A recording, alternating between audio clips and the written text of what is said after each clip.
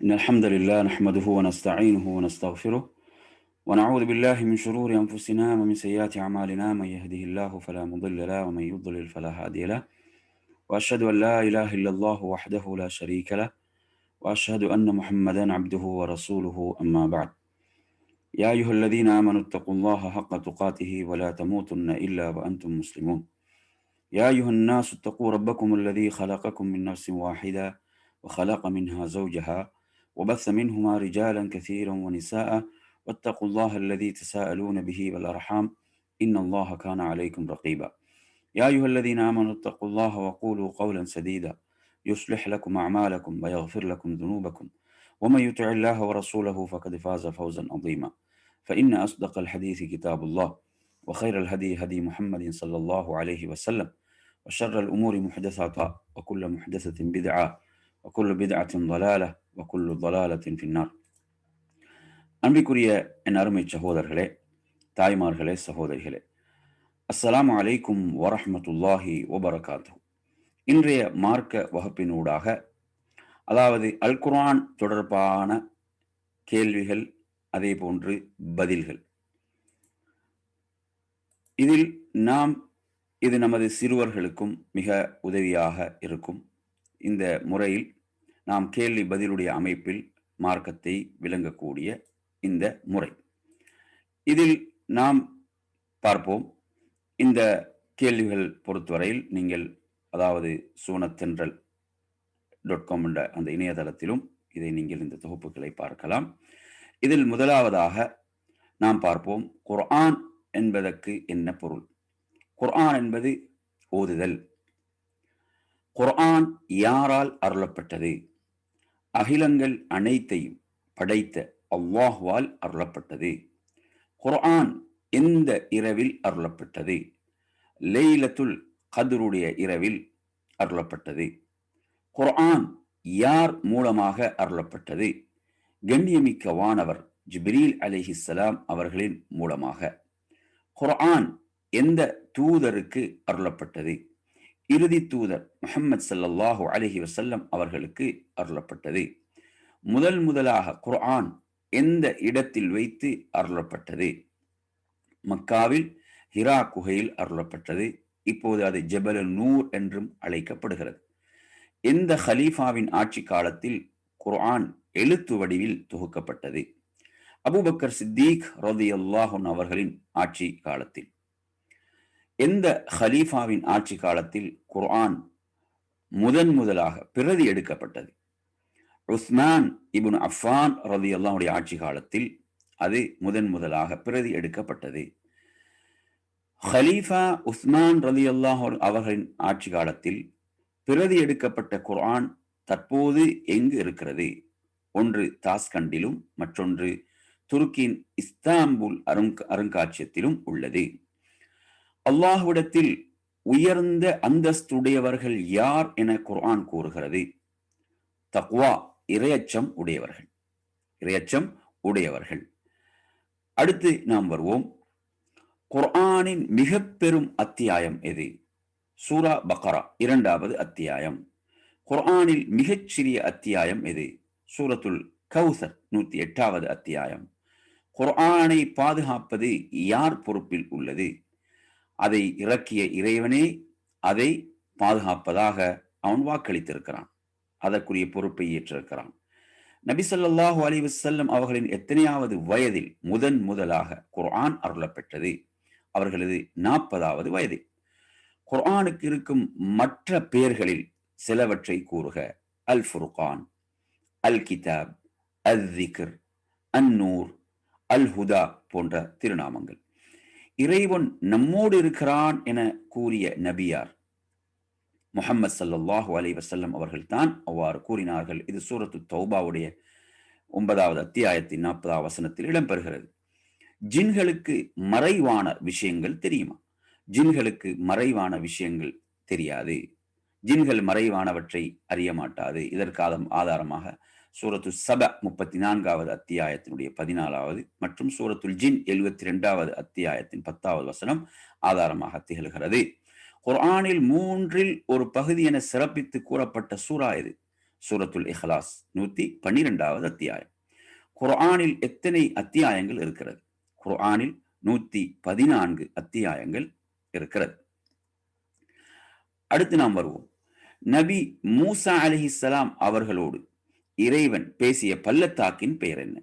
துவா பள்ளத்தாக். இதை நீங்க சூரத்து நாசியாத் 79வது அத்தியாயத்துடைய 16வது வசனம், அதே போன்று சூரத்து தாஹா 20வது அத்தியாயத்தினுடைய 12வது வசனம். இது தூர் மலை அடிவாரத்தில் உள்ளது என்ற 19வது அத்தியாயத்துடைய 52வது வசனங்களில் நீங்கள் பார்க்கலாம்.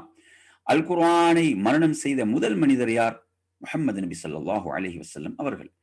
நபி ஸல்லல்லாஹு அலைஹி வஸல்லம் அவர்களின் பெயர்கள் குர்ஆனில் எத்தனை முறை இடம்பெற்றுள்ளது? முஹம்மது ஸல்லல்லாஹு அலைஹி வஸல்லம், முஹம்மது என்ற பெயர் ஸல்லல்லாஹு அலைஹி வஸல்லம் என, அதாவது 4 முறை முஹம்மது என்ற பெயர். அதே போன்று அஹ்மத் என்ற பெயர் ஒரு முறையும் இடம்பெற்றுள்ளது. இறைவனை வணங்குவதற்காக கட்டப்பட்ட முதல் இறை இல்லம் அது எங்கு இருக்கிறது? அதுதான் காபா. அதை குர்ஆன் சொல்கிறது, இன்ன அவ்வல பைத்தின் வுதிஅ லின்னாஸ் என்று வரக்கூடிய லில்லதி பிபக்கா, அது மக்காவிலே அமைந்திருக்கக்கூடிய அந்த காபா என்ற இறை இல்லம் எதிர்கால சந்ததியினருக்கு அத்தாட்சியாக விட்டு வைக்கப்பட்டுள்ளவற்றில் இரண்டை கூறுக. எதிர்கால சந்ததியினருக்கு அத்தாட்சியாக விட்டு வைக்கப்பட்டுள்ளவற்றில் இரண்டை கூறுக. நூஹ் அலைஹிஸ்ஸலாம் அவருடைய கப்பல், இது 54வது அத்தியாயத்துடைய 15வது வசனம், மற்றும் ஃபிர்அவுனின் உடல் 10வது அத்தியாயத்துடைய 92வது வசனம். நூஹ் நபி அலைஹிஸ்ஸலாம் அவர்களின் கப்பல் எங்கு ஒதுங்கியது என குர்ஆன் கூறுகிறது? ஜூதி மலையில். இது 11வது அத்தியாயத்தின் 44வது வசனத்தில் நீங்கள் பார்க்கலாம். குர்ஆனில் பெயர் குறிப்பிடப்பட்டுள்ள ஒரே ஒரு நபித்தோழர், குர்ஆனில் பெயர் கூறப்பட்டுள்ள ஒரே ஒரு நபித்தோழர் யார்? அதுதான் ஜெயித். அவருடைய முழு பெயர் ஜெயித் பின் ஹாரிசா. ஜெயித் என்ற பெயர் குர்ஆனில் இடம்பெற்றுள்ளது. சூரத்துல் அஹ்ஸாப் 33வது அத்தியாயத்துடைய 37வது வசனம். ஷைத்தான் எந்த இனத்தை சேர்ந்தவன் என குர்ஆன் கூறுகிறது? குர்ஆன் ஷைத்தான் எந்த இனத்தை சேர்ந்தவன் என குறிப்பிடுகிறது? ஜின் இனத்தை சேர்ந்தவன். ஷைத்தான் ஜின் இனத்தை சேர்ந்தவன் என்று குர்ஆன் குறிப்பிடுகிறது. இஸ்ராயலின் வழித்தோன்றல்களுக்கு கடமையாக்கப்பட்ட வணக்கங்கள் என குர்ஆன் குறிப்பிடுபவை எவைகள்? தொழுகை மற்றும் ஜகாத் என்ற வணக்கம். அதே போன்று பிஸ்மில்லாஹ் கூறி ஆரம்பம் செய்யப்படாத சூரா எது? அதுதான் சூரத்து தௌபா. சூரத்து தௌபா, பிஸ்மில்லாஹிர் ரஹ்மானிர் ரஹீம் என்று கூறி ஆரம்பிக்காத சூரா சூரத்து தௌபா 9வது அத்தியாயம். அதே போன்று பிஸ்மில்லாஹிர் ரஹ்மானிர் ரஹீம் 2 முறை வரக்கூடிய சூரா எது? சூரத்து நம்ல், எறும்புகள் என்ற அந்த அத்தியாயம், 27வது அத்தியாயம். அந்த அத்தியாயத்தில் ஆரம்பத்திலும் அதே போன்ற 30வது வசனத்திலும் நீங்கள் பார்க்கலாம். குர்ஆன் முழுவதுமாக இறக்கி அருளப்பட எத்தனை வருடங்கள் ஆனது? 23 வருடங்கள். தொழுகையில் அவசியம் ஓதப்பட வேண்டிய சூரா எது? சூரத்துல் ஃபாத்திஹா. துஆ பிரார்த்தனை என குறிப்பிடப்படும் சூரா எது? அதுவும் அல் ஃபாத்திஹா. திருமறையின் தோற்றுவாய் என குறிப்பிடப்படும் சூரா எது? அதுவும் சூரத்துல் ஃபாத்திஹா. குர்ஆனில் பெயர் குறிப்பிடப்பட்ட ஒரே ஒரு பெண்மணியார்? அவர்கள்தான் மரியம் அலைஹிஸ்ஸலாம். நபிமார்களின் பெயரால் எத்தனை சூறாக்கள் குர்ஆனில் இருக்கின்றன? நபிமார்களின் பெயரால் சூரத்து யூனுஸ், சூரத்து ஹூத், சூரத்து யூசுப், சூரத்து இப்ராஹிம், சூரத்து நூஹ், அதே போன்று முஹம்மது ஸல்லல்லாஹு அலைஹி வஸல்லம் பெயரால் எடுக்கக்கூடிய அந்த சூரா. அதே போன்று ஆயத்துல் குர்சி குர்ஆனில் எந்த பாகத்தில், எந்த சூறாவில் உள்ளது? 3வது பாகத்தின் 3வது ஜுஸுடைய ஆரம்பத்தில் 2வது அத்தியாயம், சூரத்துல் பக்ராவுடைய 255வது வசனம். அல் குர்ஆனில் இறைவனின் திருநாமங்களாக எத்தனை பெயர்கள் குறிப்பிடப்பட்டுள்ளது? 99 திருநாமங்கள். மதீனா வேறெந்த பெயரில் குர்ஆனில் குறிப்பிடப்படுகிறது? மதீனா குர்ஆனில் சொல்லப்படும் இன்னொரு பெயர் தான் யஸ்ரிப். யஸ்ரிப் என்ற பெயர் 33வது அத்தியாயத்தினுடைய 13வது வசனம். அடுத்து நாம் பார்ப்போம் இந்த தொடரிலே, அதாவது பனு இஸ்ராயில் என யாரை குர்ஆன் குறிப்பிடுகிறது?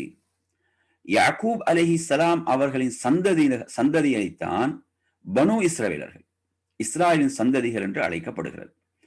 ஈமான் கொண்டவர்களுக்கு உதாரணமாக அல்லாஹ் தன் திருமறையில் கூறும் அந்த பெண்மணிகள் யார்?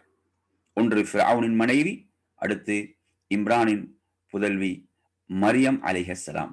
இருவரையும் தான் அல்லாஹ் ஈமான் கொண்டவர்களுக்கு, மூமின்களுக்கு உதாரணமாக சொல்கிறான்.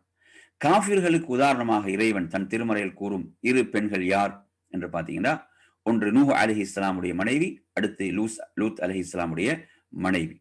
இதை நீங்க ஆரம்பத்தில் சொன்னதுக்கு 66வது அத்தியாயத்துடைய 11, அதை 66 அத்தியாயத்தில் 12 வசனம். அதே போன்று அடுத்து காபிர்களுக்கு உதாரணமாக இறைவன் தன் திருமணம் கூறும் 2 பெண்கள், அதற்கு 66 அத்தியாயத்துடைய 10வது வசனம். அதை நீங்கள் அதில் பார்க்கலாம். அதாவது காபிர்களுக்கு உதாரணமாக இறைவன் குர்ஆனில் கூறக்கூடிய பெண்கள், ஒன்று நூஹ் அலைஹிஸ்ஸலாத்துடைய மனைவி, அடுத்து லூத் அலைஹிஸ்ஸலாத்துடைய மனைவி. அடுத்து நாம் பார்ப்போம். அல்லாஹ் நூஹ் நபியின் மனைவியை காஃபிர் என்று கூறியிருக்க, நம்மவர்கள் திருமண துஆக்களில் நூஹ் நபியின் மனைவி போல் வாழ்க என்று வாழ்த்துகிறார்கள். நூஹ் நபிக்கு ஃபாரிசா என்ற ஒரு நல்ல மனைவி இருந்ததாக இதற்கு ஒரு கட்டுக்கதையும் கூறுகிறார்கள். இது குர்ஆனிலோ ஹதீஸிலோ ஆதாரம் இல்லாத வெறும் யூக கட்டுக்கதை என்பதையும் இங்கு குறிப்பிடப்படுகிறது. உள்ளங்கள் எவ்வாறு அமைதி பெறுகின்றன என அல்லாஹ் அல் குர்ஆனில் கூறுகிறான். உள்ளங்கள் எவ்வாறு அமைதி பெறுகிறது என்று குர்ஆன் கூறுகிறது என்று பார்த்தால், அல்லாஹுவை நினைவு கூறுவதன் மூலம் தான் உள்ளங்கள் அமைதி பெறுகின்றன என்று குர்ஆன் சொல்கிறது. 13வது அத்தியாயத்துடைய 28வது வசனம். நபி ஈசா அலைஹிஸ்ஸலாம் அவர்கள் செய்ததாக இறைவன் குறிப்பிடும் அற்புதங்கள் யாவை? அவர்கள் குழந்தையாக இருக்கும் போது பேசியது. அதே போன்று களிமண்ணினால் பறவையை செய்து இறைவனின் அனுமதியை கொண்டு அவர்கள் அதற்கு உயிர் கொடுத்தார்கள். அதே போன்று பிறவி குருடனுக்கு அவர்கள் அல்லாஹுடைய அனுமதியோடு பார்வையளித்தார்கள். அதே போன்று வெண்குஷ்ட அந்த நோயில் உள்ளவர்களை அல்லாஹுடைய அனுமதியோடு குணப்படுத்தினார்கள். இறந்தவர்களை அல்லாஹுடைய உதவி கொண்டு உயிர் பெறச் செய்தார்கள். அதே போன்று பிறர் உண்பதை வீட்டில் உள்ளவற்றை பார்க்காமலே அவர்கள் என்ன செய்வார்கள்? அதை அறிவிப்பார்கள். இவற்றையெல்லாம் அல்லாஹுடைய அனுமதி கொண்டு அவர்கள் செய்த அற்புதங்கள். அதே போன்று சுவனத்தில் இருக்காது என்று இறைவன் குறிப்பிடுவது எவை? குர்ஆன்ல நீங்க பார்க்கலாம். அதாவது பசி, அதே போன்று நிர்வாணம், தாகம், வெயில். இதில் நீங்க 20வது அத்தியாயம் 118, 119 ஆகிய வசனங்களில் பார்க்கலாம். வீரமுள்ள செயல் என குர்ஆன் எதை கூறுகிறது? எவரேனும் பிறர் செய்யும் தீங்கை பொறுத்து கொண்டு மன்னித்து விட்டால் அது மிக உறுதியான வீரமுள்ள செயல் என்று குர்ஆன் சொல்கிறது. 42வது அத்தியாயத்துடைய 43, 31, 17, அதே போன்று 3, 186 ஆகிய வசனங்கள். நபி மூசா அலைஹிஸ்ஸலாம் அவர்கள் கட்பாறையில் அடித்த போது எத்தனை நீர் ஊற்றுக்கள் பீரிட்டு எழுந்ததாக இறைவன் கூறுகிறான். 12 நீர் ஊற்றுக்கள் பீரிட்டு எழுந்ததாக அல்லாஹ் குர்ஆனிலே சொல்கிறான். 2வது அத்தியாயம் 60, 7, 160 ஆகிய வசனங்கள் நீங்க பார்க்கலாம். அதே போன்று தொழாதவர்களுக்காக இறைவன் சித்தப்படுத்தி வைத்திருப்பதாக கூறும் நரகத்தின் பெயர் என்ன? அவர்களுக்காக சித்தப்படுத்தும் நரகம் தான் சக்கர் என்று சொல்லக்கூடிய நரகம். இதை நீங்கள் சூரத்துல் முத்தஸ்ஸிர் 74வது அத்தியாயத்துடைய 41, 42, 43 ஆகிய வசனங்கள் நீங்கள் பார்க்கலாம். இறைவன் என்னோடு இருக்கிறான் என்று கூறிய நபி யார்? இறைவன் என்னோடு இருக்கிறான் என்று கூறிய நபி மூசா அலைஹிஸ்ஸலாம். இதை நீங்கள் சூரத்து ஷூரா 26வது அத்தியாயத்துடைய 62வது வசனமாக நீங்கள் பார்க்கலாம்.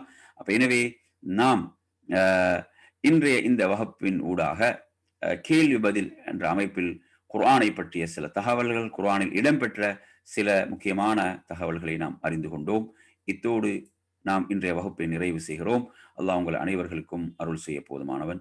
அஸ்ஸலாமு அலைக்கும் வரஹ்மத்துல்லாஹி வபரகாத்துஹு. வ ஆகிரு தஅவானா அல்ஹம்துலில்லாஹி ரப்பில் ஆலமீன்.